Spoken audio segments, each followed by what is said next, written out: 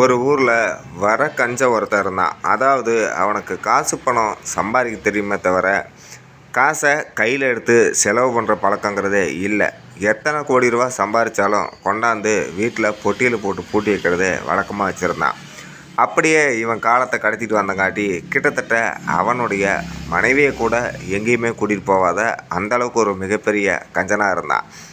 வயசும் ஆயிடுச்சு, காலமும் கடந்து போயிடுச்சு.